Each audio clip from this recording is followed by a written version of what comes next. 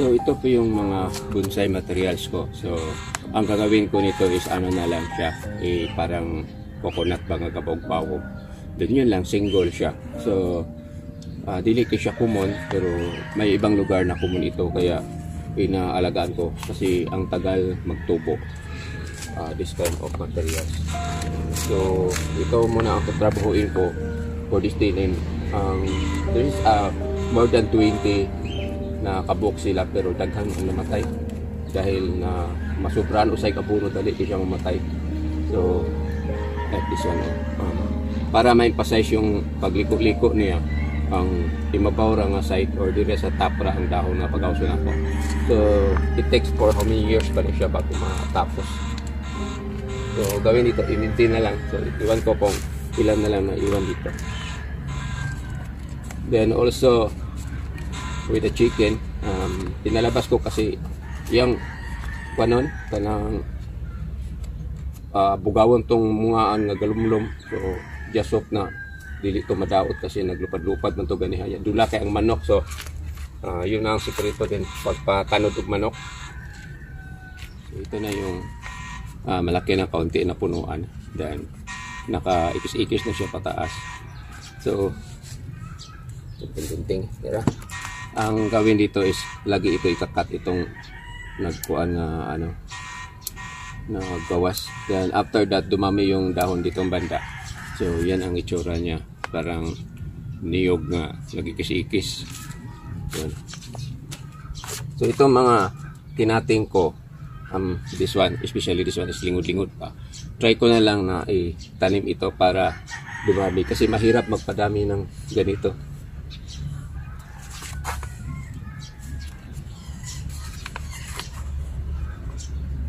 Ang gawin dito is compared to the other one is malaki ng konti.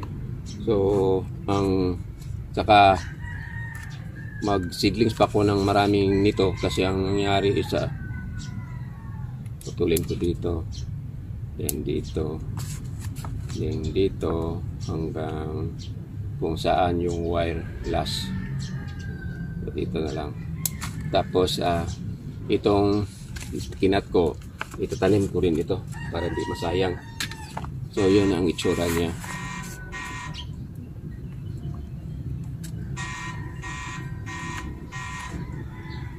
Yan. Lagyan ng abono.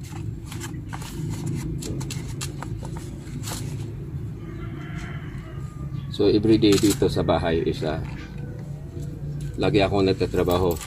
Kailangan makatrabaho ako at least 1/4 sa mga bonsai ko kasi pag hindi na ako ni maapas. Yan ko na ng mga abono. So ito na naman isa out of 20 ito.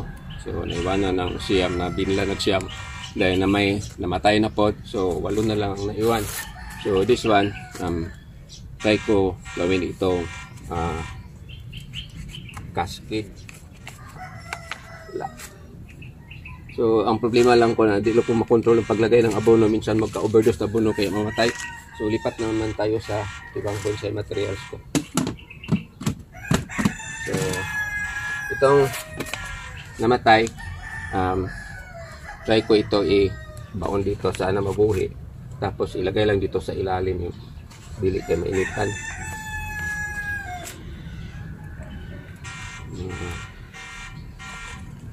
So itong materials dito, dali lang siyang buhayin. Kaya lang, hindi kayo magtubo. So mahirap mag-process o anong tawag yun.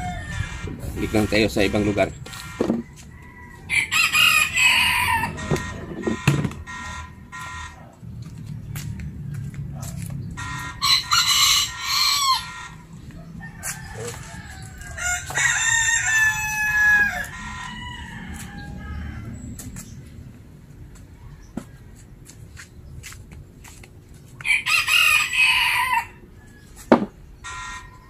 So dito naman is sinubukan ko rin gawing bonsai itong grits. So after yung pag-bend ko dati is nabali niya siya, pero mabuti na lang hindi siya namatay. So pag mag-success ito, maganda ito kasi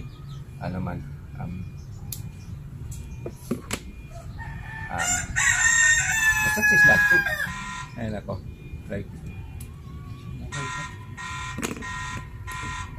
So, ilipat ko ito sa pot na langganang maliit.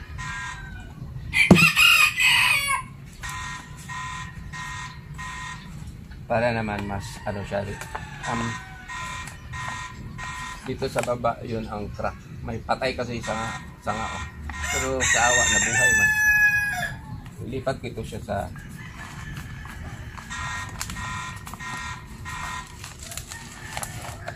ng kamot. Yan. So, lumalaki yung ano niya. So, naging maganda na siya.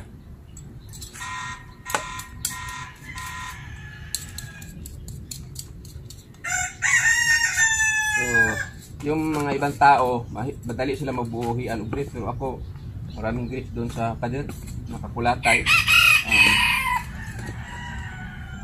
Dili kay ko mabuhian. Kaya ito lang isang nabuhay. So, ipatong natin para makita.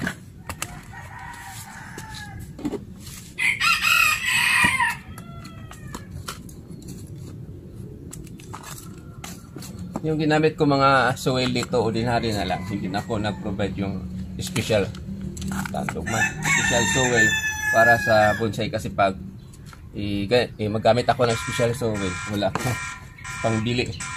Kahit nitong pot, mahirapan din ako makabili ng pot kasi sobrang mahal ng pot dito sa amin yung pang bonsai.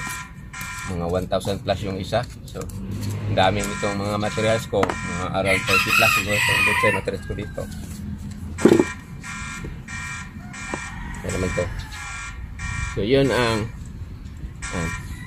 lagyan natin ng toyo-toyo.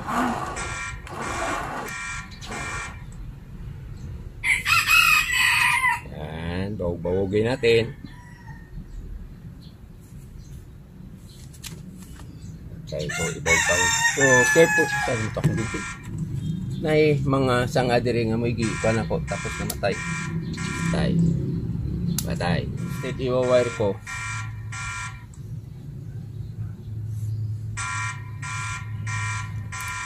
For the meantime, hihilain ko na lang. Nag-produce yan ng root dito sa taas. Hindi ko naman pala itong putulin. Kaya lang. Yan o. Nag-produce ng root.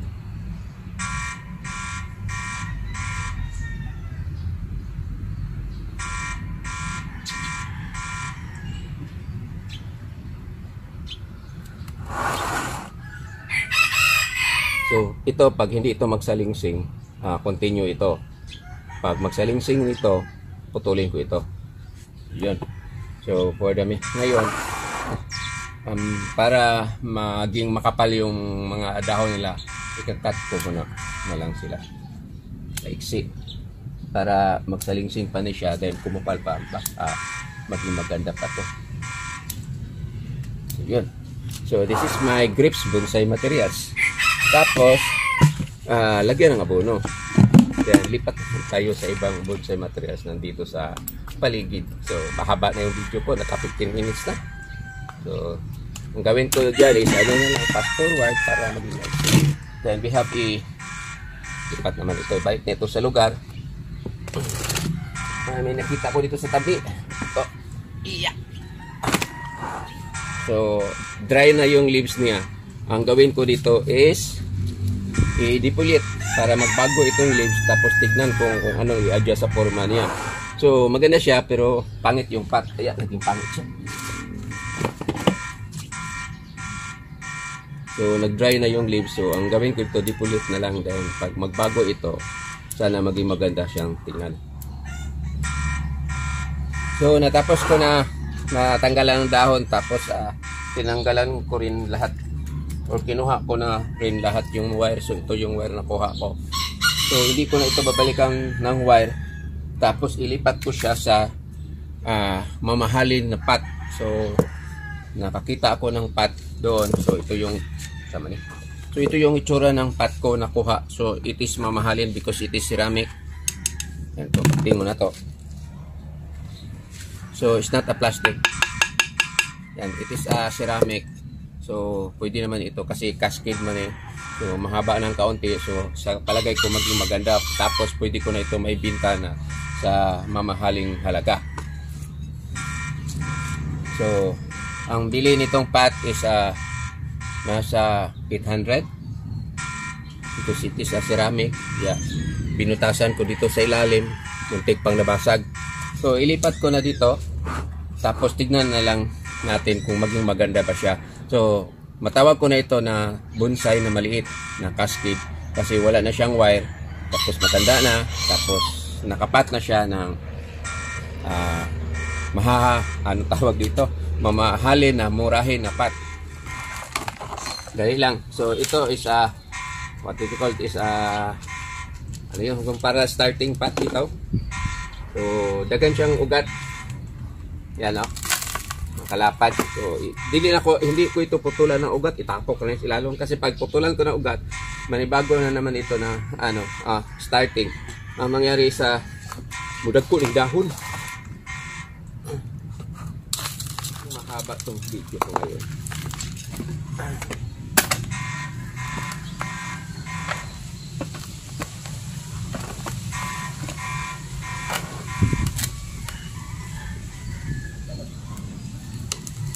Nasulod.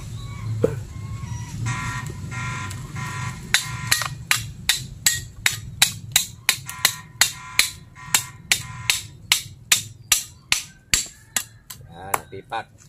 Masulod na ni.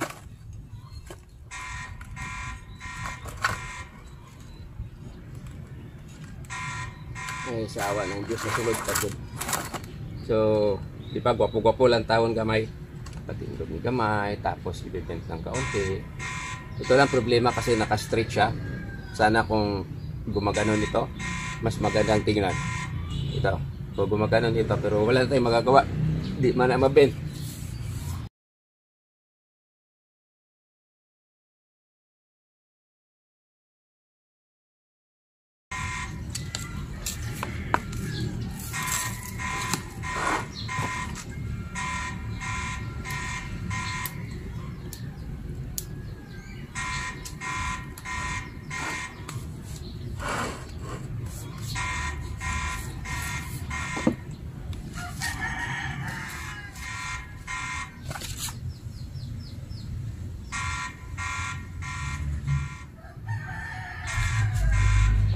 So, yun na. Tapos na siya sa pagpintura. So, for this morning, ito lang masishare ko sa inyo. Paglipat ko itong aking cascade Picos Nana bonsai material sa pot ng final pot. Pinalitan ko itong beginner's pot. It is a plastic. Then, it is already a ceramic. Tapos, napintala na siya kasi luma na yung kulay yung isa. So, ito lang masishare ko, including my bantam chicken. Sinubukan kong maging tanod siya kasi tula. Lupad hanggang ngayon. Sana yun. Nasa likod. Baka nakawala na. So, maraming salamat sa panonood.